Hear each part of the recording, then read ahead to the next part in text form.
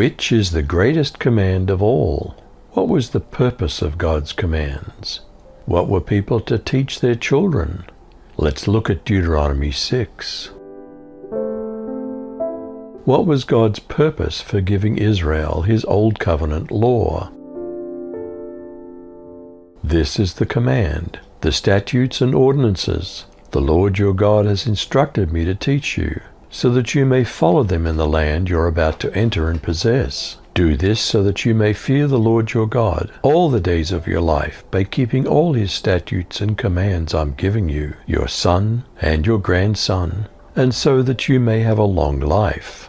Listen, Israel, and be careful to follow them, so that you may prosper and multiply greatly, because Yahweh, the God of your fathers, has promised you a land flowing with milk and honey. What is the greatest command of all? How often should we teach our children? Listen, Israel, the Lord is our God, the Lord alone. You are to love the Lord your God with all your heart, all your soul, and all your strength. Let these words that I'm commanding you today be always on your heart. Teach them repeatedly to your children. Talk about them while sitting in your house, or walking on the road, and as you lie down or get up. Tie them as reminders on your forearm, bind them on your forehead, and write them on the doorframes of your house and on your gates.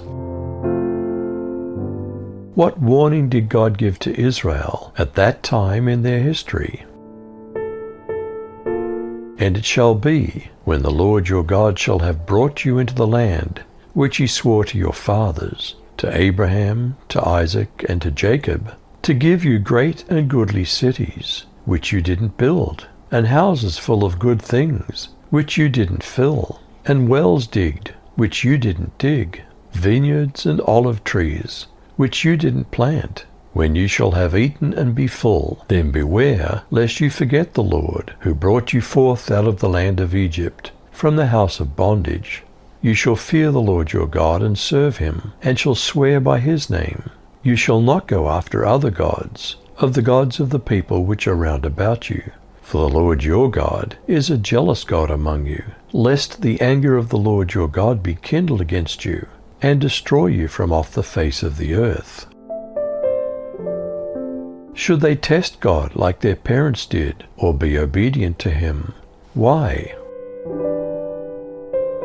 You shall not put Yahweh your God to the test, as you tested him at Massah. You should diligently keep the commandments of Yahweh your God, and his testimonies, and his statutes which he's commanded you. And you shall do what's right and good in the sight of Yahweh, that it may be well with you, and that you may go in and possess the good land, which Yahweh swore to give your fathers, by driving out all your enemies from before you, as Yahweh has spoken. What's one of the things that they ought to teach their children? When your son asks you in time to come, saying, "What do the provisions and the statutes and judgments mean, which the Lord our God commanded you?" Then you shall say to your son, "We were slaves to Pharaoh in Egypt, and the Lord brought us out of Egypt with a mighty hand. Moreover, the Lord provided great and terrible signs and wonders before our eyes against Egypt, Pharaoh, and all his household.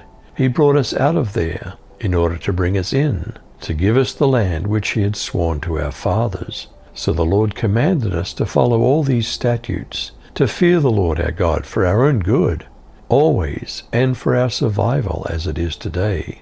And it'll be righteousness for us, if we're careful to follow all this commandment before the Lord our God, just as he commanded us."